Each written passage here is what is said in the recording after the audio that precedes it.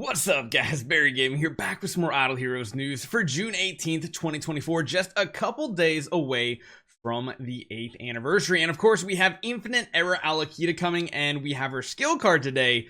Sounds pretty promising, especially since every one of her attacks all enemies. This literally is giving me like combo vibes with Therapist Blood Betty, and this looks really good. This is actually one of the first hero skill cards I've read probably since Betty that sounds absolutely busted good, and we're just gonna have to see how it turns out. She's all about buffing, debuffing, swapping those abilities around. Let's talk about it because I'm actually really excited for this hero. Hopefully you guys enjoy this one. Let's jump right into it.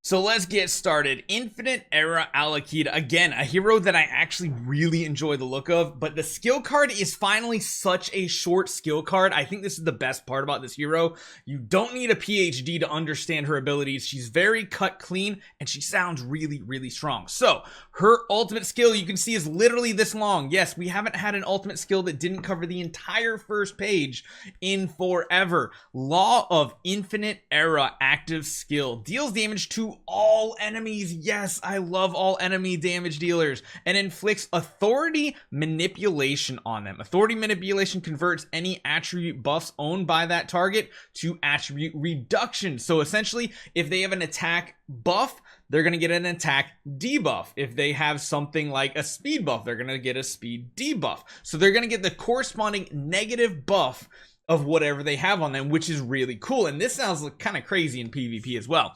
Afterwards, so we do that conversion, they have buffs, they turn them into debuffs.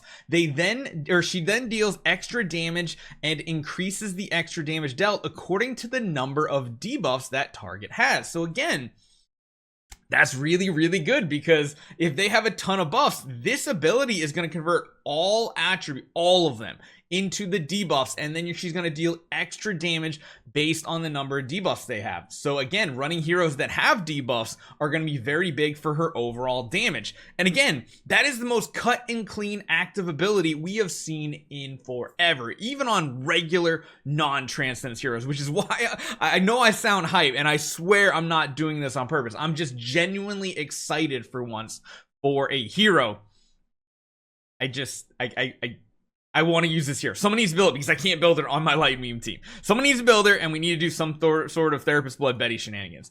Next passive here, Collapse Befalling, changes the basic attack to attacks all enemies and inflicts data destruction. Now, data destruction randomly inflicts one of the following effects: attack reduction, damage reduction, decrease in speed reduction, energy reduction. I like that one.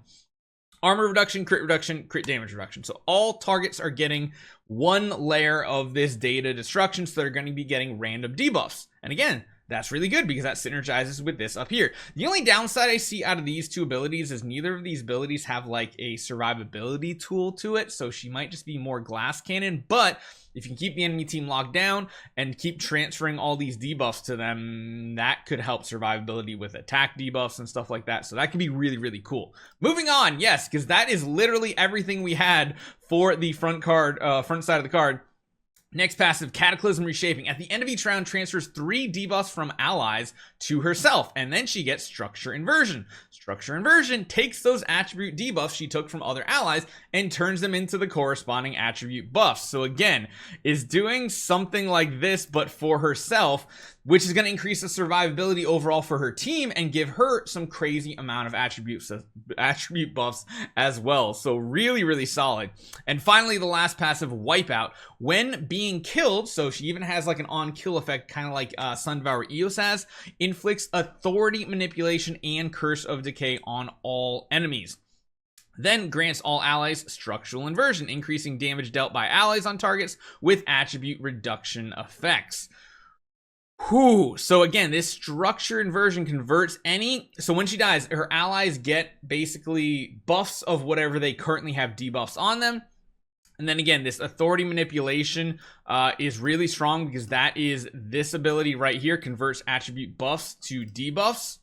So that's really, really cool. The enemies are basically getting all their buffs turned to debuffs, and then they're also getting Curse of Decay, which invalidates attribute buffs granted by the target for 1 time and deals damage to the target. So that right there sounds like Force's ability. I don't know if you guys have ever used him. He uses his active skill, puts the little goat underneath it. It then removes an attribute buff and deals like 1000% attack damage. I don't know how this one's necessarily going to work, but this seems like a really cool thing that even if she does die, she doesn't have survivability technically built in. She's going to do a lot of stuff when she does die. So even as like a support hero on your squad, this could be a really cool effect. After that, we have the Core of Origin, which sounds strong as well. When an ally releases an active or basic attack, the owner has a chance of inflicting authority manipulation on that enemy, or whatever enemies they hit. So again, that means it's going to take their buffs and turn them into debuffs. When an enemy releases an active skill or basic attack, the owner has a chance of granting structure inversion on allies and increases allies' damage dealt to targets with that attribute or any attribute reduction. So this is really cool. When an enemy releases an active or basic attack, the owner has a chance of granting structural inversion. That's kind of a weird way to put it, but it's basically, I guess it's saying whoever this target hits can get or has a percentage chance of getting structural inversion, which again converts attribute reductions into attribute buffs, and then increases all allies' damage dealt to the target with attribute reductions. Like, this hero kind of sounds a little busted crazy awesome. Now, this right here is kind of one of my favorite parts. She has Therapist of Blood Betty as one of her tenants. And again, this is a hero I feel like if you can lock down the enemy and just keep dumping more and more debuffs on the team, this Infinite Era Alikita could absolutely pop off. Now, sadly, the 4th spot is, yeah, it's not great. Blood Tide Queen Urania. But she does have debuffs, and that might be a cool synergy too. Of course, her regular version and Freya in the 1st slot, Betty in the 3rd slot. I think overall that's pretty good. And then it sounds like she is a tenant, the number 2 tenant slot for Chaos Bound Gaggy, Chaos Bound Spirit Gaggy, and then the number 4 tenant for Lord of Sparkles Yorm Tum. Hey, maybe we should just build her on Lord of Sparkles Yorm Tum Light Army and then use her as a tenant, but then we secretly just use her too because she sounds really cool. I don't know. Overall, this hero does sound really good.